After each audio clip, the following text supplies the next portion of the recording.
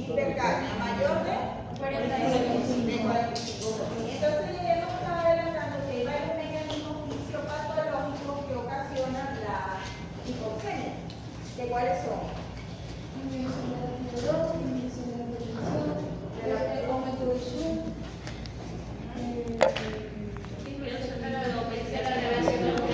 Ventilación, perfusión, hipoventilación, alteración de la difusión, muy bien. Y también dijimos que era necesario para hacer el diagnóstico, ¿qué? A ver por acá. Ajá, aparte de la clínica, una gasometría, que ya dijimos cuáles iban a ser el valor. Pero al final de la clase también hablamos de que si se altera la PCO2 podíamos tener trastornos ácido-base. Sí. Ajá, entonces cuando el trastorno ácido-base primario es por causa respiratoria, ¿qué trastorno voy a tener? ¿Cuáles son las dos opciones? Acidosis respiratoria o alcalosis respiratoria. Y siempre que el trastorno ácido-base primario sea el pulmón, ¿quién lo va a compensar? El riñón. El riñón. ¿Ok? Y viceversa, cuando el trastorno primario es metabólico, La compensación es el pulmón respiratoria. se va a encargar de compensar. ¿Ok? Entonces, ya vimos la semana pasada insuficiencia respiratoria aguda y crónica. Ajá, ¿qué dijimos con respecto a si era aguda o crónica? Eso dependía de qué? Del tiempo. Del tiempo, ¿verdad? Y que también la podíamos clasificar en Leve, moderada y grave. leve, moderada y severa, que eso iba a estar relacionado, y ahí queda una pregunta pendiente, con la presión arterial de oxígeno y la FiO2, la relación. Y yo les dije que investigaran lo de la SAFI, que es la relación entre la saturación de oxígeno Y la fe. y la FiO2. Ajá. No tiene mucha... No hay mucha distancia entre los parámetros, Ajá. pero de igual manera se clasifica en insuficiencia respiratoria leve, cuando está de 110 a 460, moderada de 160 a 310 y por debajo de 160 es una insuficiencia. Es un poquito como más alto el valor en rango, sí, ¿verdad? sí. Pero no, es útil porque a veces no tenemos una gasometría. Esto es, disculpe, estuve investigando que los valores más altos se deben a que ocurre un atrapamiento aéreo en las vías de conducción del aire y por ende el oxígeno no se va directamente hacia el alveolo y de allí se dispone directamente a la sangre. A diferencia de lo que es la presión arterial de oxígeno, esta sí lo podemos medir de manera directa. O sea que es más exacta, es más precisa, ¿ok? Usar la relación entre la presión arterial de oxígeno y la FiO2 en comparación a la saturación. Pero como les dije, es una alternativa al momento que no tengamos la disponibilidad de hacer una gasometría. Ajá, y lo otro que me faltó, también dijimos que nosotros podemos escribir insuficiencia respiratoria aguda, 2 puntos, entonces tipo 1 o 2. La 1 ¿cuál era? Hipoxemia. Que es hipoxémica. Y la tipo 2 Es hipercapnia global. Ajá, cuando hay hipoxemia, nosotros podemos tener la PCO2 como puede estar normal o baja. Recordemos que el mecanismo compensatorio del pulmón siempre aumentando la frecuencia respiratoria si a mí me falta el oxígeno. ¿Ok? Y ya cuando normalmente tenemos una presión de CO2 elevada, por lo general se acompaña de hipoxemia. Ajá, entonces vimos insuficiencia respiratoria aguda y el día de hoy vamos a ver enfermedad pulmonar obstructiva crónica. Ya ustedes muy bien hicieron el repaso de qué es la incapacidad de nuestro sistema respiratorio para cumplir sus necesidades, su función básica, que es el intentar respirar. Y ya dijimos cuáles eran los valores y cómo se clasificaban. Y muy bien lo dijo allá la chica, cuáles eran los mecanismos fisiopatológicos. Disminución de la presión inspirada de oxígeno, alteración de la ventilación, normalmente hipoventilación, alteración de la difusión, desequilibrio ventilación-perfusión. ¿En qué caso dijimos que había desequilibrio ventilación-perfusión? En neumonía, en hemorragia alveolar, en edema agudo de pulmón, donde el alveolo está ocupado por líquido y no está bien ventilado. y alteración del chum. ¿Y qué dijo que era el chum? Es esa fracción de sangre que no se oxigena. Si llega Es el al límite porcentaje de sangre no oxigenada que regresa a las cavidades que ingieren. ¿Ok? Muy bien. Entonces ahora vamos a entrar en materia con lo que es la enfermedad pulmonar obstructiva crónica. Antes de yo empezar la clase, vamos a ver qué conocimientos tenemos de la enfermedad pulmonar obstructiva crónica. La idea que ustedes tengan. A ver. Es una enfermedad respiratoria que se caracteriza por dos afecciones principales, el enfisema pulmonar y la bronquitis crónica de larga data, que básicamente es eso, se caracteriza porque el flujo de aire que la persona respira se disminuye por esta misma afección, y cuando la persona la padece, por lo general tiene como una combinación de estas dos afecciones. La persona en la clínica puede presentar tos con flema, disnea, Y ella nos está diciendo cosas muy importantes en la definición. Primero, que es variable, o sea, puede ser bronquítico o puede ser enfisемatoso. Nos dice que se caracteriza por una clínica de tos, en algunos casos también he leído que cianosis, y bueno, básicamente es como una triada. ok, muy bien, que tiene una serie de signos respiratorios, técnicas respiratorias. Y lo otro que lo dijo muy importante, que es que produce alteración del flujo. ¿Ok? Esa fisiopatología nos va a producir alteración del flujo. Muy bien. Entonces, vamos a entrar en lo que es la definición. Antes de entrar en eso, nosotros nos basamos siempre en la guía GOL. La guía GOL nos da siempre los parámetros en cuanto a lo que es la prevención y el manejo de esta enfermedad. ¿Por qué? Porque hay un grupo de expertos que todos los años hacen la revisión de todos los estudios, todo lo nuevo. Y en base a esos resultados, ellos siempre nos dan las pautas de cómo debemos manejar esta patología. Entonces, fíjense, es una enfermedad pulmonar heterogénea, porque se puede presentar como bronquitis, como enfisema, tiene mecanismos patológicos diferentes y además respuestas al tratamiento diferentes. Por eso decimos que es una enfermedad pulmonar heterogénea que se caracteriza por síntomas respiratorios. Esos síntomas respiratorios son crónicos. ¿Y cuáles son principalmente? Disnea, tos y expectoración. Los pacientes con mucha frecuencia hacen esto, exacerbación. Y eso se debe a anomalías en lo que es la vía aérea, ya sea bronquitis o bronquiolitis, o a nivel de los alveolos, que es lo que se conoce como enfisema. Entonces, puede haber solamente alteración de la vía aérea, o puede haber alteración solamente del alveolo, o podemos tener ambas. Lo cierto es que esto lo que me va a ocasionar es una obstrucción que por lo general es persistente y es progresiva de lo que es la vía aérea. Y eso es importante, porque yo cuando hago el diagnóstico de TOC le digo a mi paciente que esta es una enfermedad igual que la diabetes y que la hipertensión, que no es que yo le voy a colocar tratamiento un mes, él se siente mejor y ya.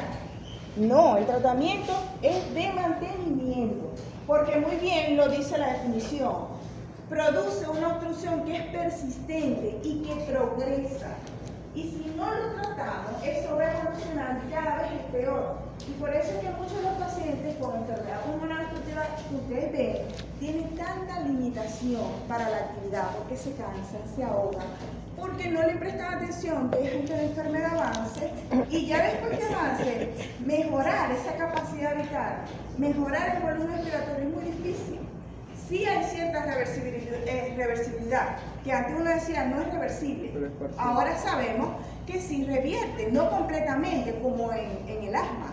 Los pacientes asmáticos, uno le hace la prueba y revierte por completo, cuando está en primera fase, porque cuando hay un remodelado ya es diferente. Pero en la respuesta es variable, ¿ok? Eso lo vamos a entender un poquito mejor más adelante. ¿Estamos claros con la definición? Sí. Entonces, heterogénea, la clínica disnea, tos de expectoración y exacerbaciones. Y es por anomalías en la vía aérea o en el alveolo. Y eso que nos va a producir obstrucción de la vía aérea. Esa obstrucción es progresiva. Vamos a hablar un poquito de los datos epidemiológicos. Actualmente estábamos en la tercera causa. ¿Ustedes saben cuál es la primera causa de muerte?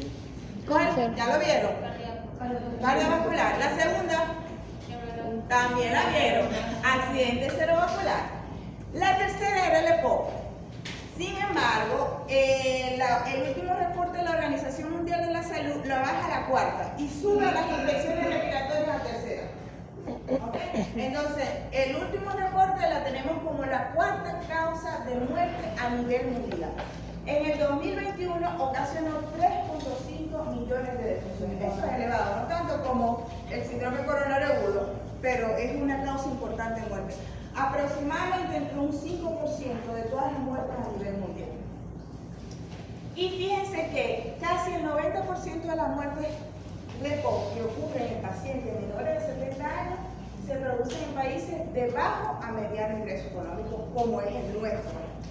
Y ya conocemos, y esto es lo primero que quiero que se lleven hoy, que el tabaco no es la principal causa en nuestros países. Sigue siendo la principal causa en los países de alto ingreso económico, pero en nosotros no. En los países de mediano o bajo ingreso, la exposición a biomasa, la polución, la exposición ocupacional, vienen a representar la principal causa de esta enfermedad. ¿Okay? Entonces ya sabemos que el tabaco no es la única causa. Hay muchísimas causas más. Este es un estudio que quien habla de POC siempre lo tiene que traer a colación, porque uno de los estudios epidemiológicos más grandes que se ha hecho en Latinoamérica, que es el estudio Platino. En él participó 5 países: México, Venezuela, Brasil, Uruguay y Chile. Y esto nos permitió determinar la prevalencia de la enfermedad en estos países de América Latina. Fíjense que nosotros tenemos una prevalencia de 12%. ¿Quién tenía más? Uruguay. Y uno de los que tenía menos era México. Entonces después los países que no participaron en ellos se montaron y también hicieron su estudio epidemiológico. Y fíjense que Perú, que hizo su estudio aparte, tiene 6.2% de prevalencia. Y lo mismo hizo Colombia, y lo mismo hizo Argentina, y hizo su estudio de prevalencia. Entonces sigue quedando Uruguay como uno de los países que tienen mayor incidencia en el COVID. Y este me gustó porque en España se hizo este estudio, y quiero que presten atención, donde uno ve que la prevalencia es similar a todos lados. ¿Okay? Normalmente la prevalencia a nivel mundial es como del 10, aquí tienen un 11%. Más frecuente en hombres, es más frecuente en hombres de forma general. Pero esto es lo que quiero que ustedes vean, que hay un subdiagnóstico. O sea, hay muchos pacientes con EPOC que no se han diagnosticado. Y por eso es el problema, porque si no hacemos un diagnóstico temprano, no le vamos a dar el tratamiento adecuado al paciente. Y obviamente lo hacemos de forma tardía cuando ya hay poco que hacer. ¿Okay? Y no podemos mejorar tanto la calidad de vida de estos pacientes. Entonces, el día de hoy, que ustedes van a aprender excelentemente poco, van a permitir que hagamos diagnósticos tempranos y más asertivos. ¿Estamos claros? Entonces sabemos que es una enfermedad común, que es prevenible, que es tratable, pero que generalmente hay falso, hay un error al momento de hacer el diagnóstico, y esto es lo que nos lleva a que no hagamos las cosas como deben ser. Ahora vamos a hablar un poquito de las causas. Yo les había mencionado que ya el tabaco se conoce y estamos claros que no es la principal causa. Y en la guía GOL se plantea que hay una interacción entre los diferentes factores que pueden producir EPOC. Entre los factores genéticos, entre el entorno ambiental y en el tiempo de exposición. Y dependiendo de esto, es que vamos a tener la aparición o no de la enfermedad. Con respecto al factor genético, lo que más se ha determinado es una mutación de benzodiazepina, ¿okay? Que es lo que nos lleva al déficit de la alfa-1-antitrypsina.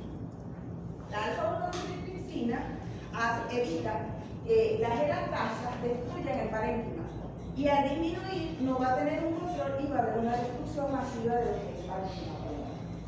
En cuanto al ambiente, ya dijimos que el tabaco no era el único. Entonces, la exposición a biomasa, la exposición a polución, que es la contaminación del medio ambiente, la exposición a la leña, que es lo más frecuente. Yo veo muchas mujeres mayores que cuando jóvenes cocinaban leña. Y esas pacientes tienen EPOC. No, yo nunca no he fumado, pero resulta que cocinaron leña. Entonces, una pregunta.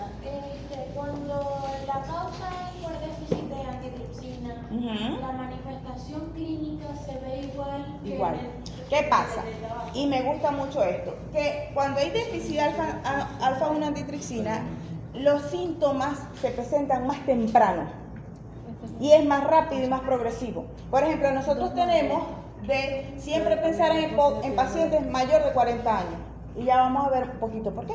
Pero en estos pacientes las manifestaciones se pueden presentar más temprano, porque el déficit me va a ocasionar una alteración, un desequilibrio entre lo que son las proteasas y las antiproteasas. Obviamente, al ver afectación del parénquima, voy a tener los síntomas de obstrucción y la clínica del paciente. La diferencia es que en este, y es más agresivo, porque este produce efisema pan, lobuliar, o sea, nos afecta todo el lobulillo, y obviamente es más agresivo, y el pronóstico es peor. Ajá, y todo esto depende también del tiempo de exposición. No es lo mismo que el paciente dure fumando 5 años, a que tenga 10 años, a que tenga 20 años. Igualito que cocinó en leña 2 días, a que tenga 20 días cocinando en leña. El tiempo de exposición a ese agente nocivo me va a marcar la diferencia en cuanto a lo que es la aparición de la enfermedad. Pero fíjense que, aparte de esto, actualmente se hablan de otros factores. Por ejemplo, hablan de la trayectoria de la función pulmonar. Es decir, que desde que el niño está intrauterino, Sí, la en mamá el vientre de la mamá, fuma. ya eso influye. Sí. ¿Ya? Por ejemplo, hijos de mamá fumadora, alcohólica, que tengan retardo del crecimiento intrauterino, ya eso se ha relacionado con el EPOC. Pacientes que nacen con bajo peso o nacen de forma prematura, o pacientes que después de su nacimiento presentan infecciones respiratorias. O sea que ya ahora tenemos que preguntar también eso. Tu mamá, antecedentes de su mamá, la edad gestacional, si estaba término o no, si tuvo en la infancia infecciones frecuentes, porque ese paciente tiene más riesgo de desarrollar EPOC. Y es por esto. Fíjense que se establece que cuando uno nace, ¿puede bajar la luz de acá un poquito? ¿Acá? Sí.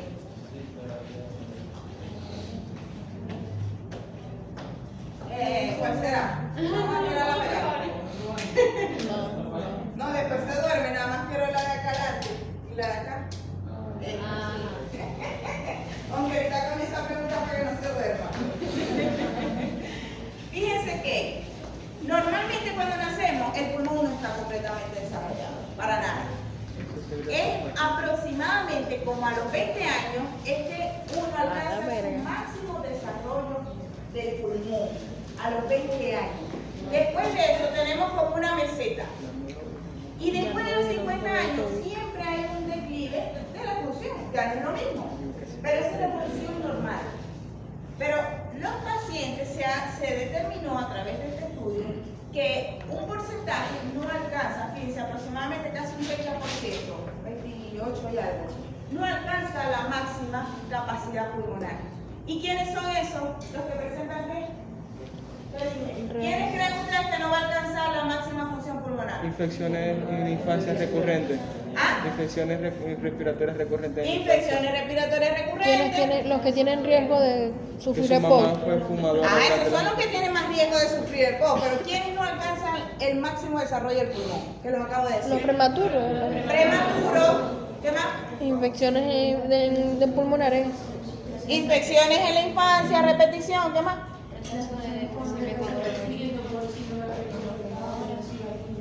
Mamás fumadoras que hayan tenido retardo del crecimiento intrauterino, que hayan nacido de forma prematura. Entonces, estos pacientes no van a alcanzar ese máximo desarrollo de la función pulmonar. Y se demostró que estos, ¿verdad? Al exponerse Como la 39. a esos agentes nocivos, el tabaco, la biomasa, la polución, etcétera, etcétera, son los que pueden desarrollar más EPOC.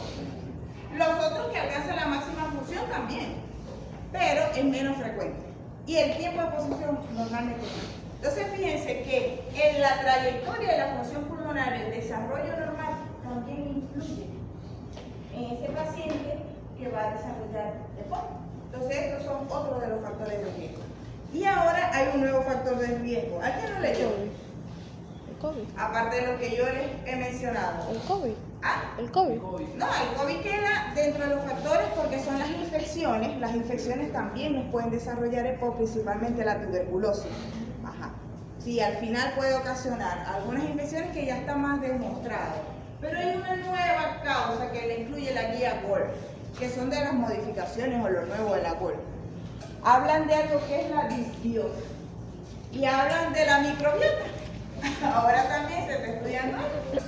Entonces, antes se pensaban que las vías aéreas, disbiosis, que las vías aéreas eran estériles, que ahí no había ningún germen, que no había ningún patógeno. Y ahora se sabe que hay una flora bacteriana normal, que está desde la nariz, vías aéreas y alveolo, y que forman parte natural de la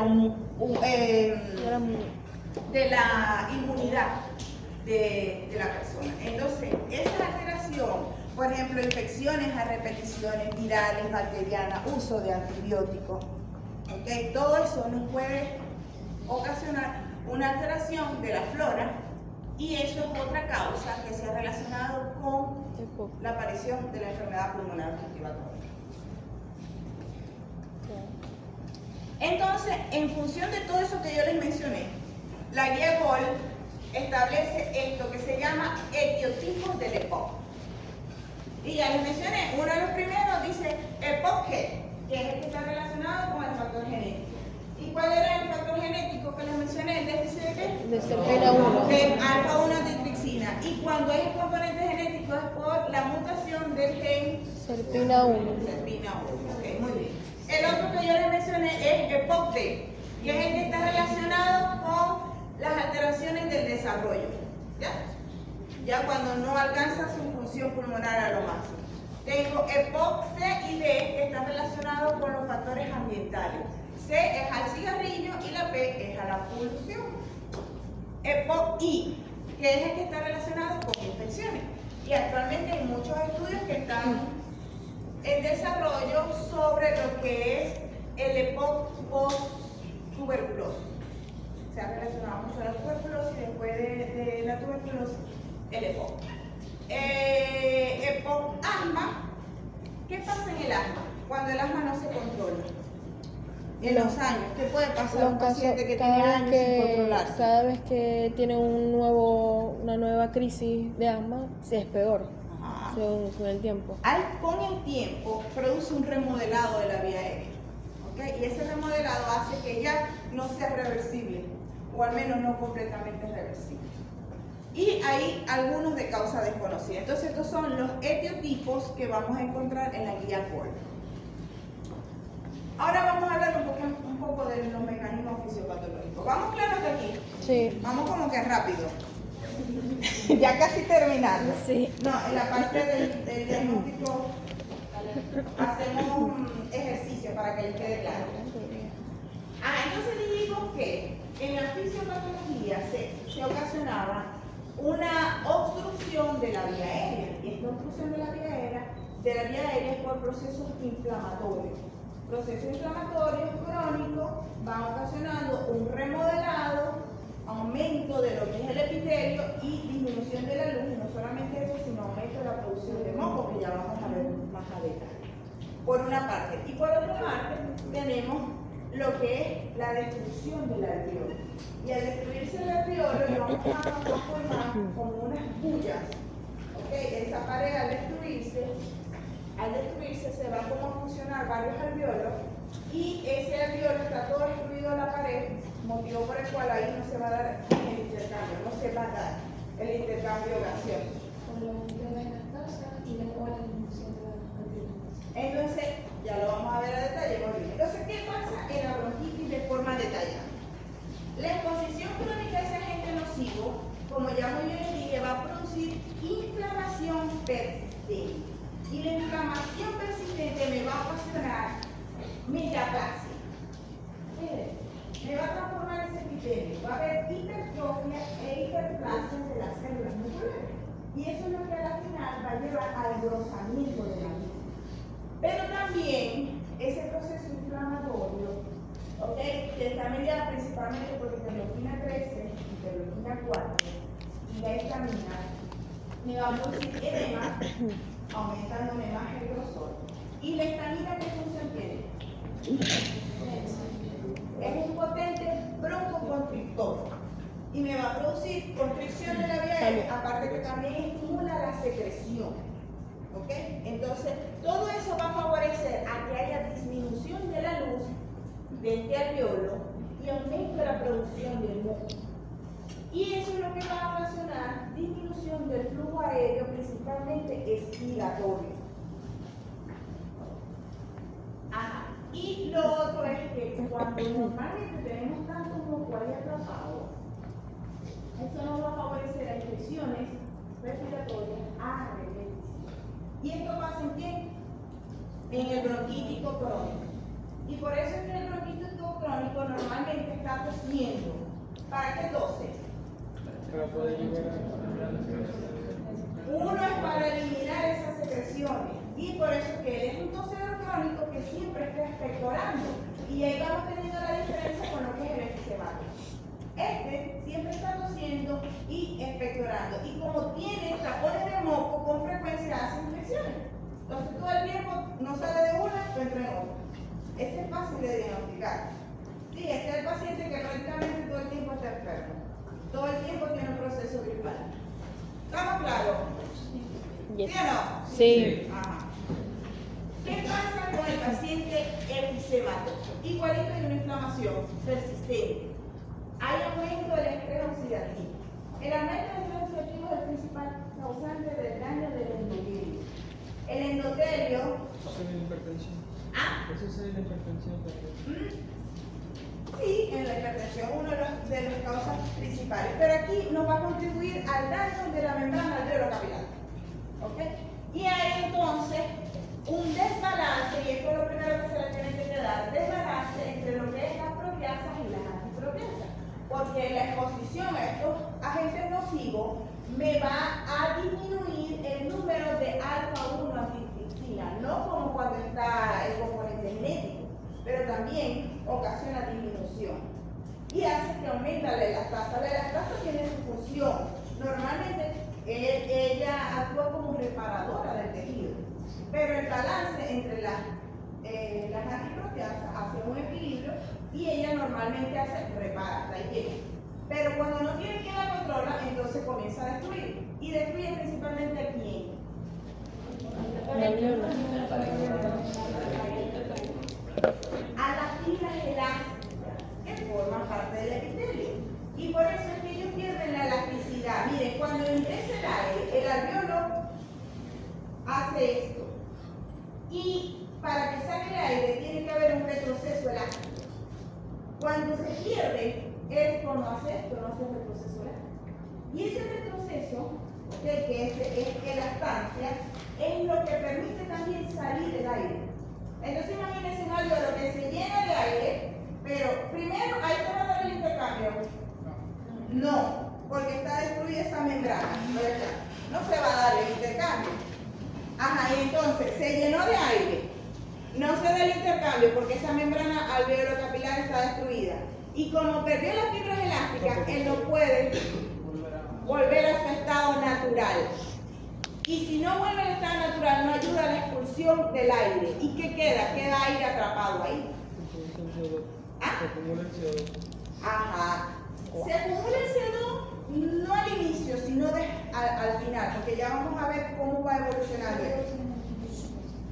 Eso ocasiona una hiperinflación. Entonces, usted va a respirar profundo, hagan el ejercicio. Respiren profundo. Y no exhalen todo el aire, sino un 25%. Y de ahí comienza a respirar. Y voto. No completo. O sea, imagínense cómo el paciente comenzó. Ay, no. En la medida que usted Qué desesperación. tiene ahí atrapado, la capacidad de pensar luego es menor. Pobres alveolos. Exacto, exacto.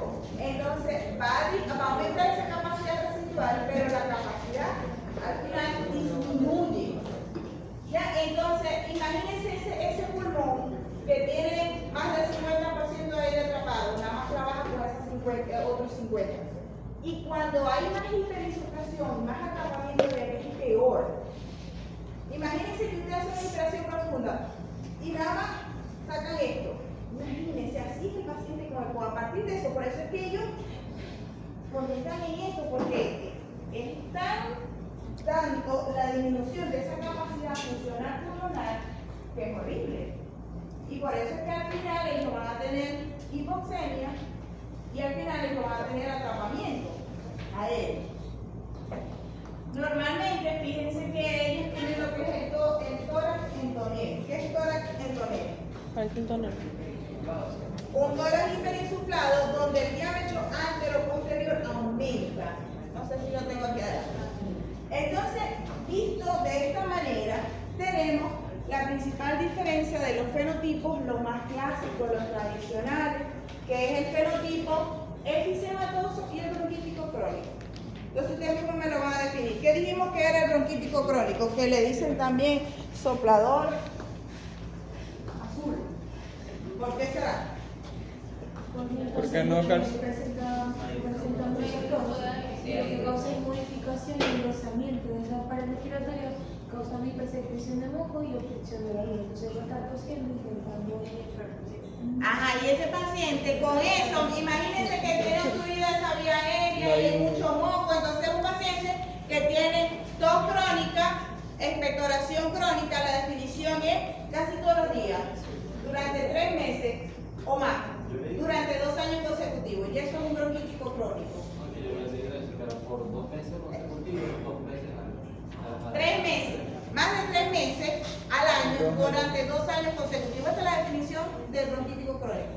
Tos con expectoración casi todos los días, más de 3 meses al año durante 2 años consecutivos. Entonces este paciente normalmente es un paciente hipoxémico. El paciente que es hipoxémico va a estar cianótico. Tiene cianosis peribucal, cianosis distal y por eso es que he llamado. Ahora, es diferente el paciente con efisema. ¿Qué era lo que pasaba en el efisema? Destrucción del alveolo. ¿Ah? Destrucción de parénquima alveolar. Destrucción de las fibras elásticas del alveolo. Y secundario a eso, atrapamiento de aire, hiperinsuflación. ¿Ok? Entonces el paciente, el síntoma cardinal de él es la disnea, sobre todo disnea de esfuerzo. Disnea de esfuerzo. Entonces, toda la energía de ese paciente la usa para respirar. Por eso es que pierde peso, comienza a perder peso, porque todo, tú imagínate que tú tengas que estar con esa capacidad todo el día. Es un esfuerzo inmenso que ellos hacen para poder respirar, que todo lo que ellos consumen se va en eso, en respirar. Aparte de eso, imagínense, un paciente que pierde masa muscular, un paciente que va a estar débil, con cansancio, todo el tiempo va a estar abotagado, etc. Inclusive, fíjense que cuando usted ve a un paciente con EPOC, que exacerba, que vamos a ver más adelante, mientras más delgadito esté, peor el pronóstico. Y hay estudios que han medido la relación entre lo que es el índice de masa corporal y también miden lo que es el músculo como tal. Entonces, mientras más sarcopenia hay, peor le va a ese paciente. Así que cuando un paciente mío me exacerba mucho y está flaquito, ay Dios mío. ¿Qué creen ustedes que es peor? ¿Infarto o una exacerbación de EPOC? ¿Quién tiene más riesgo de muerte? El del EPOC. El EPOC. Paciente con EPOC. Fíjense que los pacientes que exacerban al 5 años, la mortalidad es casi del 50%. Es muy alta. En cambio, muchos pacientes se infartan y el pronóstico no es igual. Mientras más se exacerba, mayor el riesgo de morir. Mucho más alto que un paciente que tiene un síndrome Y coronario agudo. los pacientes con EPOC suelen tener más comorbilidades. más problemas a largo plazo que los que tienen infarto. Sí, mucho. Lo que pasa es que ellos, bueno, no les traje la parte de las comorbilidades, pero fíjense que son pacientes que se deprimen, que sufren de ansiedad, que ellos llegan a tener un temor. ¿Alguno de ustedes tiene algún familiar con EPOC? No. Bueno, el año pasado había muchos familiares con EPOC. Mira, No, el paciente no llega a que tener yo tanto sepa. temor que ni siquiera salen de su casa, porque le da miedo gástrico. Entonces comienza cada vez a limitarse más, salir mucho, porque le da temor ahogarse afuera. Es terrible. la situación del paciente con EPOC, sobre todo el efisematoso, porque el bronquítico es muy variable. Dependiendo de que nosotros logremos controlar esas secreciones y mejorar, hacer broncohidratación, mejor les va. Pero el efisematoso que tiene destruido, ese es peor, le va peor. Entonces una pregunta, ¿la apnea va a ser igual en el caso? La disnea en el bronquítico es más variable, el que es más acentuado en el paciente efisematoso, y lo tenemos claro. Si yo tengo un alveolo que es donde se da el intercambio, que está destruido, pues voy a tener más hipoxemia, ¿ok? Y sobre todo, mientras mayor va a ser el atrapamiento aéreo, pues peor le va a ir. Fíjense que este paciente con una gran pula o puya efisematosa. Entonces miren cómo está lo que hay donde hay intercambio y todas las demás áreas, ahí que pasa nada. Ahí simplemente tengo atrapamiento aéreo que me dificulta todo el panorama. Ajá. Entonces dijimos que hay dos fenotipos principales. ¿Qué es el fenotipo? Efisematoso y bronquítico. Y bronquítico crónico. Ah, pero todos los años salen muchos estudios y nos han agregado un montón más de fenotipos.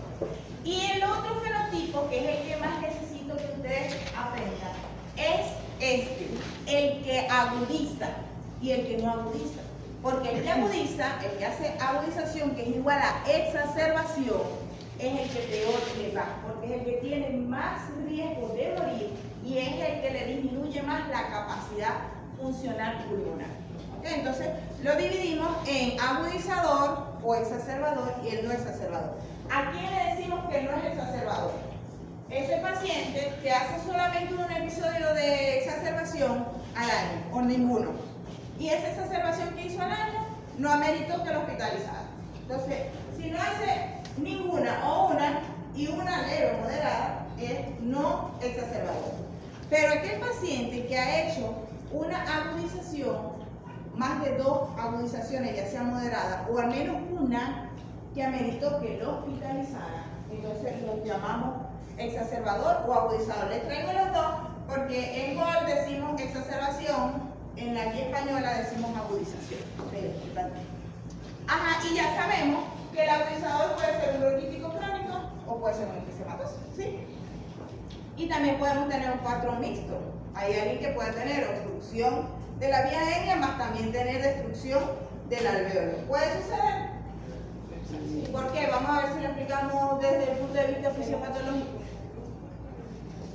Fácil. ¿Cuál es la pregunta? La pregunta es que si el paciente puede tener obstrucción de la vía aérea y también afectación del alveolo. Sí. Cuando se hay la exacerbación, incrementa... No, vamos con la fisiopatología, no por la exacerbación. Que si puede tener lo mixto. Sí lo puede tener. Ajá. La obstrucción bronquial, la inflamación del bronquio, limita el aire exhalado. Si no hay aire exhalado, obviamente ¿dónde se va a quedar? Uno en los conductos alveolares y obviamente al haber destrucción de la elasticidad del alveolo, este aire se va a quedar directamente en los sacos alveolares, produciendo un componente mixto. O uno puede llevar al otro. Es que fíjense, ¿quién desencadena todo? La exposición al agente nocivo. Esa exposición al agente nocivo ocasiona inflamación. Y esa inflamación la puede producir tanto en la vía aérea como en el alveolo. ¿Ok?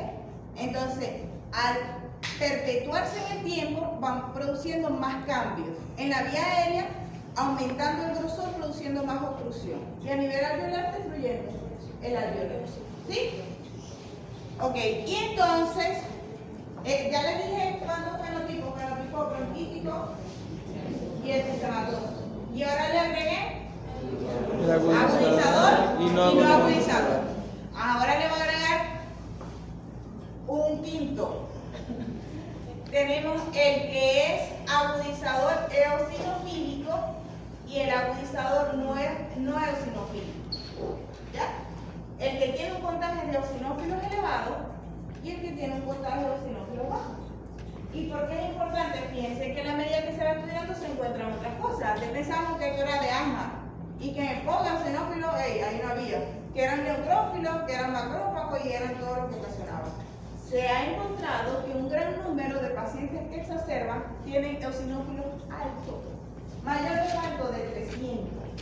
Entonces, esos que tenían mayores de 300 más agudizaban. y peor les iba. Los Pero medicamentos respondía no mejor al tratamiento con antiinflamatorios esteroides. Por eso es importante que cuando nosotros tengamos un paciente con EPOC, le determinemos el número de eosinófilos en sangre. Hagamos la relación. Porque si está por encima de 300, tenemos que colocarle corticosteroides. Ahora, cuando está por debajo de 100, se ha demostrado que no responden bien y tienen más riesgo de hacer infecciones respiratorias por el uso de esteroides. Entonces es importante que hagamos determinación de eosinófilos. Ok. Ahora vamos a ver cómo vamos a hacer el diagnóstico. Y ustedes saben hacer el Yo diagnóstico. una pregunta, rapidito, en la parte del eczema, yo había leído que hay veces que se puede manifestar fibrosis y hay veces que no. Claro, es que miren, al final hay una entidad que se llama fibroefisema. Porque cuando evoluciona el proceso después de la destrucción puede venir como a tratar de reparar. Y en esa reparación puede conllevarse a una fibrosis. ¿Ya? Y por eso hay la entidad de fibroefisema. Y es peor todavía, porque aparte de obstrucción vamos a tener restricción. Un paciente que tenga fibrosis va a tener restricción. Disculpe. ¿Aló? ¿Aló? Sí, dime. Dime, que estoy en clase.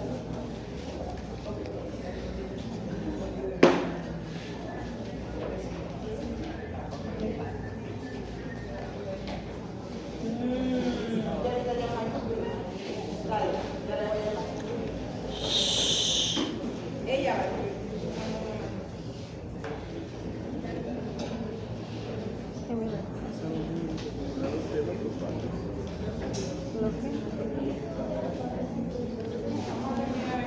Muchachos, no se disgreguen y se vayan.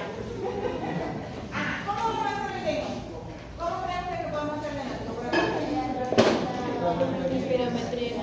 Ajá. Con la clínica.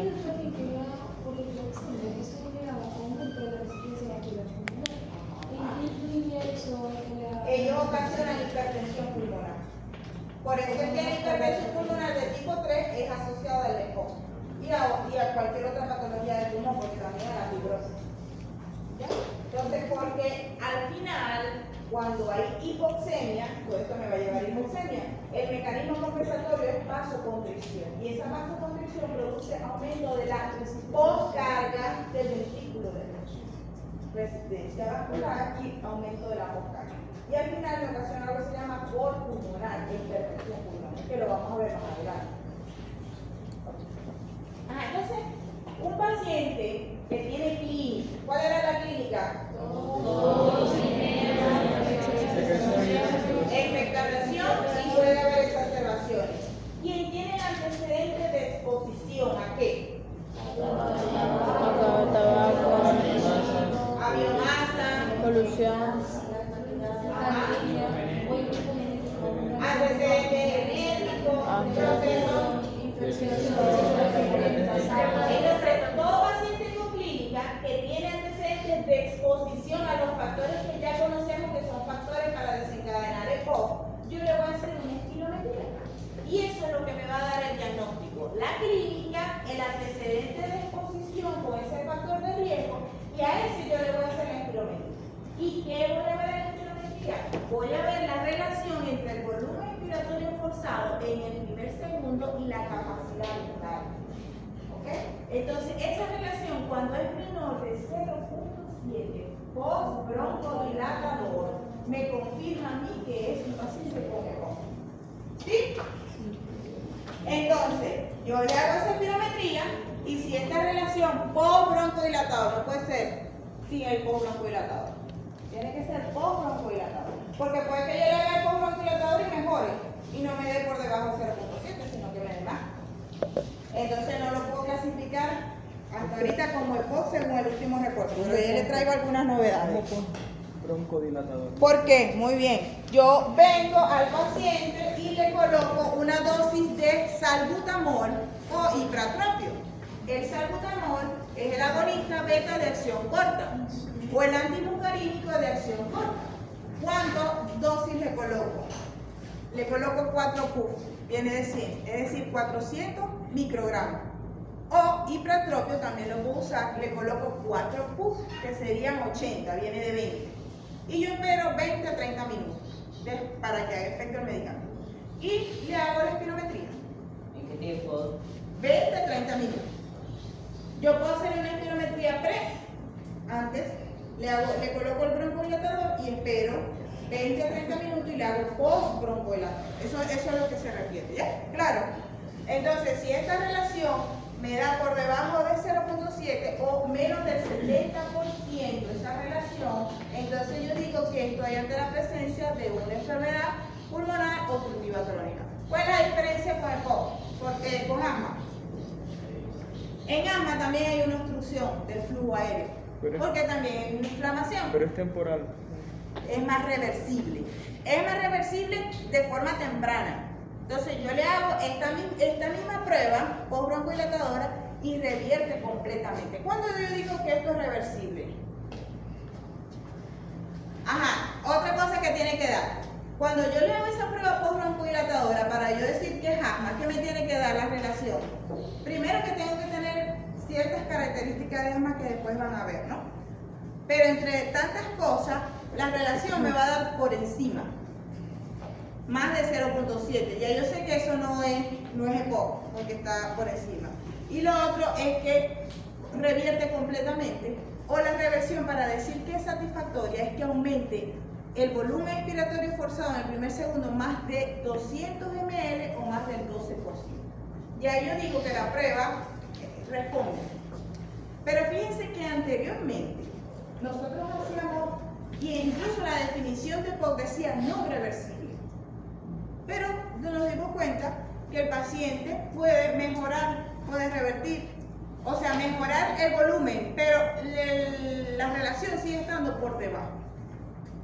¿Ya? Pero yo puedo tener una respuesta, incluso yo le digo al paciente con EPOC, coloco GOL 1, 2, 3 o 4, según lo que vamos a ver antes, con buena respuesta. Y yo digo que tiene buena respuesta porque es 12 o más de 200 ml. Ahí yo digo que tiene buena respuesta al broncodilatador. Si está por debajo, pero igual mejora, yo digo con respuesta o con moderada o con poca respuesta. Pero cuando no se modifica nada, yo digo que es sin respuesta al broncodilatador. Eso es parte del reporte de la espirometría. ¿Sí? ¿Ya entienden? ¿Claro o repetimos? Otra vez lo del asma, con respecto al asma. Con respecto al asma, lo que pasa es que asma tiene más un componente genético, un componente más de alergias, de atopia, más síntomas respiratorios que son sucesivos en varias oportunidades, pero que cuando yo le hago la espirometría revierte por completo. Mejora, la respuesta es mejor. Y nosotros hacemos en asma, aunque aquí también algo se llama FeNO, que es la fracción expirada de óxido nítrico, y también está aumentada. Eso nos indica que también hay inflamación en la vía aérea. Ya después que vamos a asma, pero aquí me interesa es que la relación usted tiene que saber que menor de 0.7 o menor del 70% post broncodilatador para yo confirmar el diagnóstico.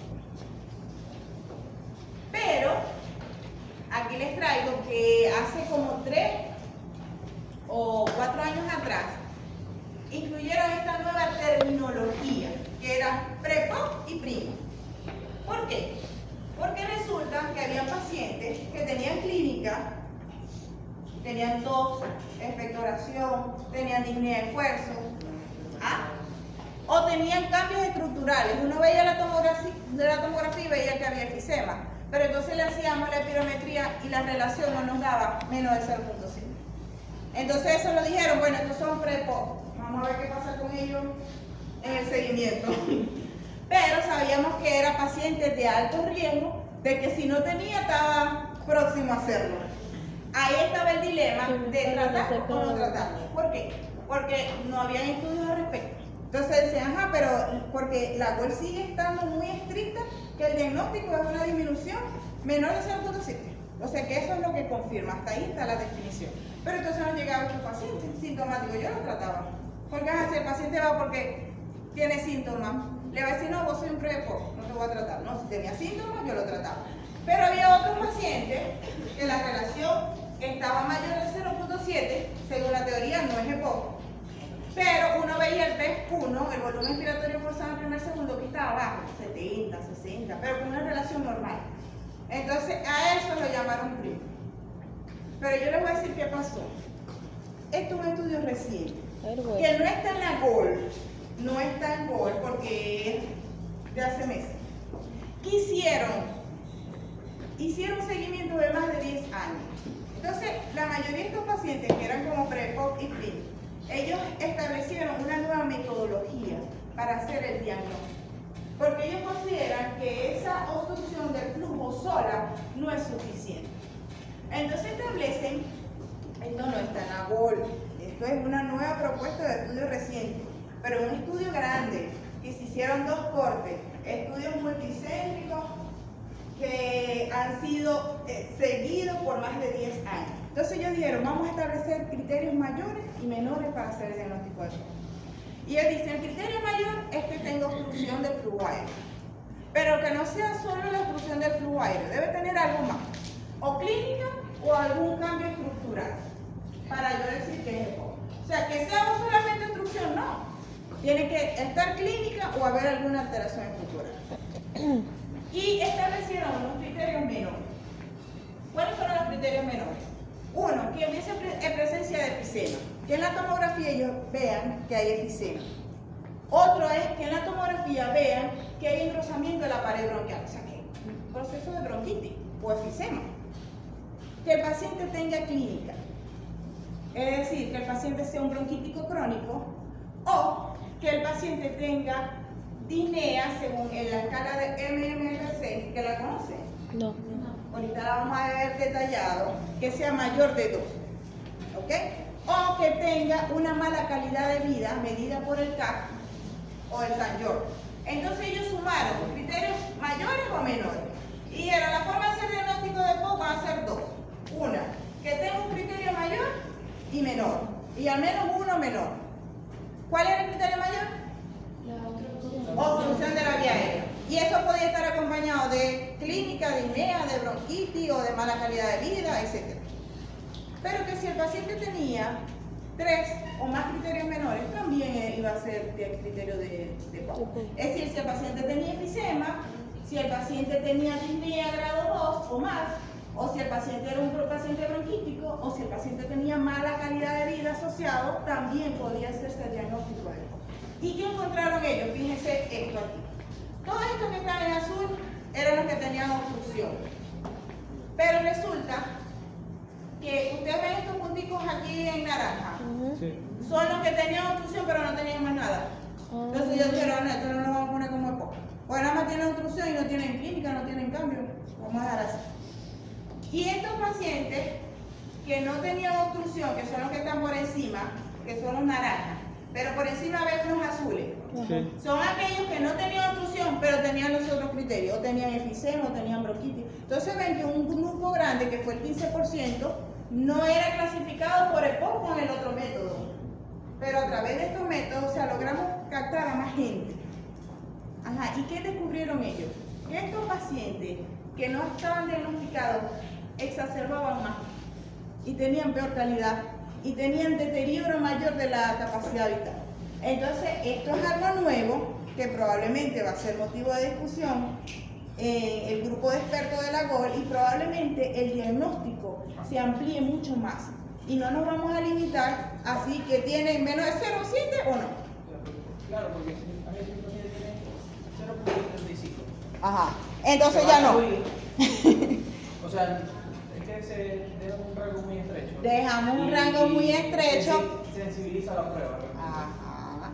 Entonces, hay otras cosas. Si el paciente tiene clínico, si el paciente tiene daño estructural.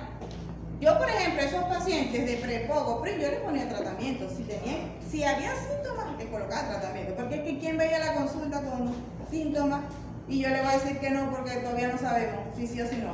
Bueno, este nos dice que sí lo tenemos que tratar. Vamos a ver el consenso de la guía. ¿Estamos claros hasta aquí? Esta es la escala de la disnea del MMRC. Esta escala va del 0 al 4. Apréndansela. Porque cuando esté en la conferencia uno dice tanto. No se pone a detallar esto. 0 es un paciente que solamente tiene disnea cuando hace un esfuerzo igual que nosotros. Un esfuerzo grande. 1 es un paciente que tiene disnea al andar deprisa o al subir una pendiente. Y el punto de corte para todo es 2, que yo les mencioné. ¿Y cuándo es 2? Cuando el paciente no puede mantener el mismo paso de otro paciente de su misma edad. O tiene que detenerse a caminar en plano, tiene que detenerse cada cierto tiempo porque se ahoga. El grado 4 es ese paciente que haciendo sus actividades de bañarse, vestirse, comer, se cansa. Llega hasta ese punto. ¿Ok? Entonces, esta es la escala. Y es importante para lo que les voy a decir más adelante. Y esto es el CAP, que es una encuesta de calidad de vida. Calidad de vida asociada a esos síntomas respiratorios. El puntaje va de 0 al 40. Mientras mayor sea el puntaje, peor es la calidad de vida del paciente. Mientras menor, pues quiere decir que no afecta tanto. Por ejemplo, pregunta, ¿qué tanto tose? ¿Qué tanto expectora? ¿Si duerme o no? ¿Qué tanta disnea hay? ¿Qué tanto afecta la parte cotidiana del paciente? Entonces a esto le damos un puntaje. ¿Cuál es el punto de corte? 10. Si el paciente tiene menos de 10, uno dice que tiene mejor calidad de vida. Y si tiene más de 10, pues es peor. ¿Y para qué me interesa a mí esto? Por esto. Porque para hacer yo la evaluación inicial del paciente con EPOC, tengo que, una vez que yo le hago la espirometría,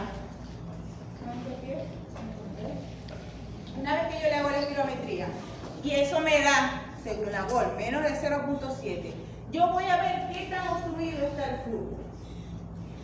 Y eso lo voy a medir a través del volumen expiratorio forzado en el primer segundo. Entonces, ahí yo voy a clasificar en GOL 1, 2, 3 y 4. Eso no me va a determinar conducta. Simplemente yo voy a saber qué tanta obstrucción tiene el paciente. Por ejemplo, si está mayor de 80, el volumen expiratorio forzado en el primer segundo, yo digo que es GOL 1. Si está entre 50 y 79, digo que es 2. Si está entre 30 y 49, 3. Y si está por menor de 30, yo digo que es 4. ¿Eso qué quiere decir? Que la cosa es más severa, es más grave el proceso de obstrucción. Pero lo que realmente sí me interesa para la conducta, una vez que yo digo, tiene obstrucción porque la relación me da menos, yo voy a ver, el otro punto, si el paciente es exacerbador o no exacerbador. ¿Por qué? Ya lo dije. Porque ese paciente tengo que ponerle mayor tratamiento porque sé que al que peor le va. ¿Y quién es no exacerbador? Aquellos que no Los que tienen. tienen enfisema. Una desinfección grande no requiere hospitalización. Muy bien, el que no tuvo o tuvo una, pero una que no requirió hospitalización. ¿Y a quién yo digo este es un exacerbador? El que tiene dos o más y una de estas tuvo que requerir hospitalización. Excelente, tuvo 2 o más o una que requirió estar hospitalizada. Yo digo que ese es exacerbador. Entonces, esto cambió la guía hace años y entonces yo digo, vamos a clasificarlo en no exacerbadores y exacerbadores. Ahora bien, el exacerbador es que, independientemente de que tantos síntomas tenga, porque la exacerbación es la alerta, la alarma, porque es el que peor va, el que tiene más riesgo de morir. Ese tratamiento tiene que ser especial, porque yo en EPOC tengo que dirigirme a evitar la exacerbación, sí o sí, porque eso es lo más grave de la enfermedad. Ahora bien, clasifican en A o B. A o B va a depender de qué, de qué tantos síntomas tenga el paciente. Entonces, el que tenga una escala de disnea de 0 a 1, según el MMRC, o tenga un CAC menos de 10, ese es A. ¿Qué quiere decir eso? Que tiene pocos síntomas, que es un paciente poco sintomático. Ahora, el paciente que tenga una escala de disnea mayor de 2, mayor o igual a 2, o que tenga un CAC por encima de 10, está más sintomático, y entonces ese es B. Entonces, ¿cómo se clasifica? A, B y E. ¿Y para qué me interesa a mí esto? Para eso. Para decir cuál es la conducta. Y esto está estandarizado. Ya yo sé cómo voy a manejar el paciente según la escala. Si el paciente es A, es decir, que el paciente es poco sintomático, yo le voy a colocar tratamiento. Porque ¿qué les dije yo al inicio? Que esta enfermedad ¿qué era? Será progresiva. Es crónica y es progresiva. Y que tiene que sí o sí tener tratamiento. Porque si no progresa. No es que si no tenéis casi síntomas no te voy a dejar sin nada, ¿no? Tengo que poner el tratamiento. Entonces yo le coloco un broncohilatador de acción prolongada. Preferiblemente un LABA, un antimucarínico. Preferiblemente un antimucarínico que ha demostrado tener más efecto. Pero también le puedo poner LABA. O sea, un LAMA o LABA. ¿Qué es LAMA? Antimucarínico de acción prolongada. ¿Ya? Y el LAMA es el beta-adrenérgico de acción prolongada. Entonces yo puedo usar uno o otro, no los dos. O le coloco tiotropia o le coloco formoterol o indacaterol. ¿Ok? Un antimuscarínico de acción Usa prolongada el meterol. o un beta agonista de acción prolongada. Pero si el paciente está muy sintomático, porque tiene el MMRC de ¿cuánto? Mayor a 2. Mayor a 2, mayor o igual a 2 y tiene un K Mayor a mayor a 10. 10, entonces yo tengo que poner terapia dual. Es decir, yo tengo que poner lava, los dos. Entonces tenemos presentaciones como es el espiolto, que viene olodaterol con formoterol. Entonces yo le voy a colocar un lava. Pero si el paciente es exacerbador y tiene un contagio de eosinófilo mayor de 300, yo le voy a colocar algo que se llama triple terapia. Le voy a colocar lama más un corticosteroide inhalado. Y cuando yo le hago seguimiento al paciente y yo lo tengo con triple terapia, y el paciente resulta que se sigue exacerbando, así tenga el contagio de eosinófilo por debajo de 300, pero está mayor de 100, yo igual le coloco el corticosteroide. Solamente a quien yo digo no le voy a colocar porque no. El tipo A. Por debajo de 100. El que está por debajo de 100. Y los estudios han dicho que no es efectivo y que mayor es el riesgo de neumonía que el beneficio te va a tener ese paciente. Así que si tiene por debajo de 100, yo no se lo pongo. Pero si está por encima de 200, se lo indico. No es lo mismo el que tenga por encima de 300, porque ese mejor le va. Pero igual funciona. Profe, en ese caso sería el de la clasificación E, que se va a sumar tanto el ¿Qué me va a decir a mí que es E? Que se exacerba, que tenga 2 o más exacerbaciones o una que ameritó hospitalización. La exacerbación, esa es la que me va a decir a mí, esto es E. Y se le va a hacer el triple. Triple terapia, siempre y cuando tenga contagio eosinófilo por encima, De 100. De 300 la base y si sigue, mayor de 100. Porque yo de entrada le coloco si tiene mayor de 300. Si está por debajo, si está por debajo yo le coloco dual. Pero si no mejora, yo le agrego la triple terapia si está por encima de 100. Si el paciente, lo que persiste la disnea, el paciente con disnea se indica la terapia dual, lava. Pero es importante, muchachos, verificar cómo usa el dispositivo. La mayoría de la gente no lo sabe usar y los médicos tampoco saben cómo se usa. Porque vienen de diferentes formas. Vienen Respimat, viene cartucho presurizado, vienen en polvo seco, vienen muchas presentaciones. Entonces nosotros tenemos que conocer el dispositivo y ver cómo se usa. ¿Ya? Entonces todo lo que son presurizados yo prefiero que lo usen con la aerocámara. Porque el paciente tiene que activar y inspirar profundo y mantenerlo tantos segundos allí. Y el paciente a veces con disnea no le da para activar. Entonces es preferible colocar la aerocámara, activar el PUC y que él ahí en su medida pueda obtener el beneficio del medicamento. Entonces siempre recomiendo que use la aerocámara. Y antes de usted prescribir cualquier cosa, vean el dispositivo, vayan al internet, vean cómo se usa, para que ustedes le puedan explicar bien al paciente. Hay gente que ha puesto en cápsula tomar cápsula. Las cápsulas vienen en un dispositivo para aspirar. Viene. Respimat. Ajá, viene en esa presentación. Viene una cápsula presentada y se coloca en el dispositivo para poder sellarla. Bueno, el Respimat viejo venía en esa presentación, que uno coloca la cápsula y la aspira, pero ahora hay uno que es Respimat, que es un cartucho prellenado y uno le da vuelta, lo carga. Y después, miren, ¿qué me pasaba a mí con ese paciente? El cartucho tiene un botoncito, uno le da vuelta, se carga. Y después tengo que activar esto para que haga el disparo automáticamente. Y aspira. Entonces el paciente hace esto, da la vuelta y de una vez se sale el medicamento porque presiona el botón. Muchísimo pasa, porque ellos no están pendientes de no presionarlo y así miles de historias. Por ejemplo, muchos pacientes, una vez me pasó con un paciente que le dije, bueno, te voy a aprobar para que vayas a pabellón, pero vas a cumplir este tratamiento para no tener problemas. Cuando fue, estaba ponchado. Le digo yo, ay, ¿qué pasó? Bueno, yo estoy cumpliendo todo lo que usted me dijo, como usted me lo dijo. Entonces abre la boca y hace así. La boca abierta. Así estaba cumpliendo el medicamento. Entonces yo siempre le explico Pero no es suficiente explicarle. El paciente tiene que traer el dispositivo y usarlo enfrente de usted. Porque entonces a veces decimos, no es efectivo, voy a usar otro, voy a usar esto. Y resulta que no está usando el dispositivo como ellos. Entonces, y tú le estás explicando y le dices que lo haga y lo hace mal. Mira, un señor este día me hacía, claro, yo entiendo, y hacía. Y después se daba. Y no así, y otra vez, bueno, ok, voy. Y después lo activaba. Entonces, la aerocámara con eso, para que usted no tenga ese problema. Entonces, y estos días me pasó con un médico. Mi paciente le dijo que le dolía la garganta. Yo siempre les digo que después de usar el inhalador hay que enjuagarse, porque cuando yo uso esteroides puedo favorecer el desarrollo de hongos. Entonces, después de usar el inhalador hay que enjuagarse. Bueno, entonces él dice, no, que estoy usando este dispositivo. Y le dice la internista, le dijo, no, pero es que lo estoy usando mal, porque eso es aspirándolo. Eso no es por aquí, por la nariz. ¿Cómo la cápsula va a aspirar? No entendí.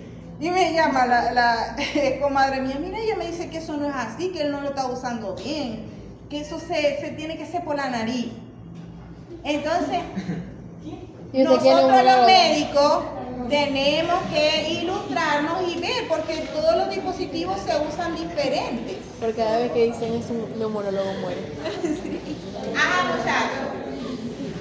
Pero aparte de las medidas, para que avancemos y terminemos, no solamente los medicamentos son necesarios, también necesitamos el cese del tabaquismo. Eso es fundamental y eso ha demostrado mejorar la supervivencia. Vacunar a los pacientes, porque si nosotros le colocamos la neumococo, la del hemófilo y todas las vacunas que están destinadas para el adulto, yo tengo menos riesgo de que ese paciente haga infecciones a repetición, porque las infecciones son las principales causas de exacerbaciones. También oxigenoterapia en pacientes que estén indicados. Yo les dije, ¿cuándo yo indicaba oxigenoterapia? Ahí, o cuando esté por mucho más, en 88, en estos casos anacrónicos. Aló.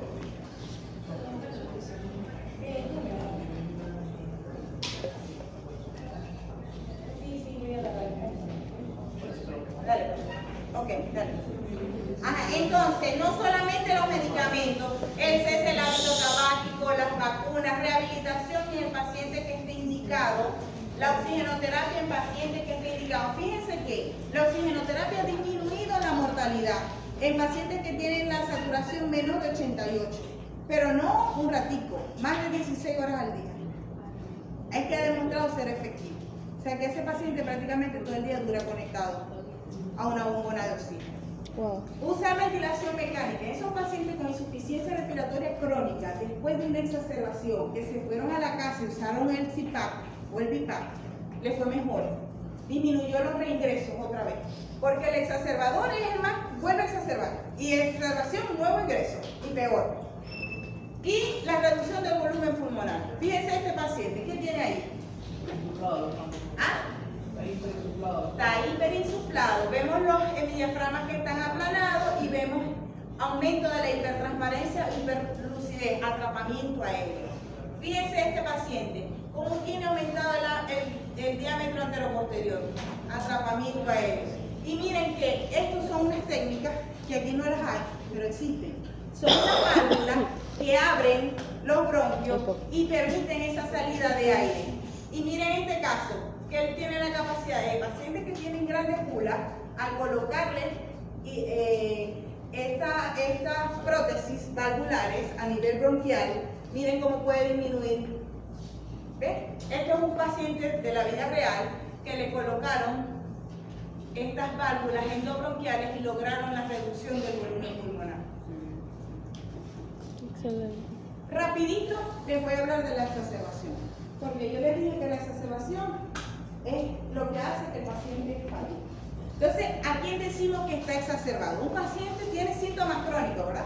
Pero cuando esos síntomas aumentan, aumenta la tos, aumenta la expectoración, aumenta la disnea en un tiempo de 14 días, menos de 14 días, así lo define la voz. Entonces yo digo, ese paciente está exacerbado. Y se ha demostrado que la exacerbación está relacionada con síntomas como taquipnea, taquicardia, por inflamación, ya sea local o sistémica. Y normalmente la exacerbación es producto de infecciones virales, bacterianas o exposición a tóxicos de forma aguda. No les traje la clasificación, yo estoy trabajando en una nueva clasificación, porque la clasificación vieja es leve, moderada o severa, según el recurso que usamos. Es decir, leve si nada más le colocaste broncohilatadores de acción corta. Moderada si aparte de eso usaste corticosteroides o antibióticos para sacarlo de la crisis. Y grave aquel paciente que tuviste que hospitalizar. Así es la definición que hay. Pero eso te sirve para tomar alguna conducta. Por eso yo estoy trabajando en lo que es la propuesta de Roma. La propuesta de Roma permite medir parámetros clínicos que son objetivos. Es decir, si el paciente está taquipnéico, si está taquicárdico, si tiene problemas con la tensión, está hipotenso. Marca también, usa unos parámetros de la proteína C reactiva y gasometría en caso que sea necesario. Entonces eso nos permite ya estadiar mejor si es leve, moderado o severo. Y eso nos permite a nosotros tomar una decisión. Ah, es leve de verdad en el momento, no después, porque esa clasificación es después de la crisis. Entonces, eso es lo nuevo y la propuesta de Roma. Aquí les traigo la tradicional. Si nosotros vemos que el paciente está leve, ¿qué vamos a usar? Broncohilatadores. Un broncohilatador, pero aquí no vamos a usar el broncohilatador de acción larga. Necesitamos que sea rápido. Y vamos a usar de acción corta. Salbutamol o bromuro de ipratropio. ¿Ya? Ese es el que vamos a usar para la crisis. Pero si vemos que eso está desencadenado por una infección, le ponemos de una vez antibiótico. ¿Qué antibiótico le podemos usar? Amoxicilina con ácido clavulánico o acitromicina. Ahora bien, si la exacerbación es moderada, nosotros, la base siempre va a ser esto, miren, el broncohilatador de acción corta, SAMA o SAMA, que es el antimuscarínico de acción corta. Y dependiendo, fíjense que esto se identifica o lo nombra la guía como los rasgos tratables. Por ejemplo, si el paciente tiene contagio de eosinófilos altos, ¿qué le voy a dar? Esteroide. Yo le puedo colocar esteroide endovenoso, si es moderado por 5 días, y no a dosis alta. Esto es otro que quiero que se lleven hoy. El paciente no llega a la emergencia y yo le voy a dar 500 de solumedrol, 500 de hidrocortisona. Eso es para las enfermedades reumatológicas que vieron ustedes. Pero en la parte respiratoria, dosis baja, No de muchachos. dexametasona. Dexametasona. Sí, pero dosis bajita. ¿Ya? La gente llega de médico, le pasan 500 de hidrocortisona, la dosis es 100. Más 500 de solumedrol, la dosis es 40. Para las vías respiratorias. ¿Ya? Y se aspira hasta el color verde. Y yo vengo y le coloco tratamiento después 100 cada 12 horas. Y yo, doctora, ya me puse 4 hidrocortisona de 500. Y cada 12 horas. Entonces, es diferente a las enfermedades autoinmunes o reumatológicas. Aquí la dosis es bajita, porque yo no lo quiero inmunosuprimir, yo quiero que desinflame. Si yo lo inmunosuprimo, ¿qué me va a pasar? Si era una bacteria, peor le va a ir. ¿Ya? Okay. ¿Sí está claro eso? Sí. Ok. Y si el paciente tiene una PCR elevada, la cual dice por encima de 10, yo le coloco antibiótico. ¿Ok? Si está aumentado. Pero si el paciente está peor, yo lo voy a dejar hospitalizado y dependiendo de qué tanto esté afectada la ventilación, yo veo si va a ingresar a la UCI o no. Y bueno, entonces gracias a todo lo que les dije, la web dice que tenemos una nueva oportunidad. ¿Cuál es la nueva oportunidad? Primero que conocemos que hay factores de riesgo diferentes al tabaco, que antes solamente era el cigarro. ¿Cuántos factores de riesgo hay? ¿Qué dijimos? A ver, hasta que están dormidos. ¿Ah? Biomasa, polución, disbiosis, ¿qué más? Alteración en el desarrollo de la función pulmonar, Desconocida. déficit del alfa-1 antitrixina. Entonces, hay factores distintos al tabaquismo y que pueden comenzar de forma temprana. ¿Quién puede empezar de forma temprana? Aquellos que tuvieron infecciones respiratorias en la infancia. Sí, pero sobre todo el que tiene déficit de alfa-1 antitrixina. Entonces, eso pueden tener EPOC más temprano. ¿ok? Ok. Y que hay condiciones que son precursoras, como el PREPOP y el PRINT, que ya vimos que hay que ir más allá, porque próximamente esto va a cambiar. Entonces esto nos va a permitir que ustedes hagan diagnóstico temprano. Y ya se aprendieron hasta el tratamiento, que es para la clínica, ¿no? Después no vayan a ir a la clínica que están perdidos, que no saben qué es eso, que no saben qué es la GOL, que no saben cómo son las estrategias ni cómo se maneja el EPOC. Bueno, muchachos, entonces tenemos una nueva oportunidad para hacer prevención, diagnóstico temprano y un tratamiento oportuno y adecuado, porque ya les dije según cada cómo lo tratamos. Bueno, muchas gracias.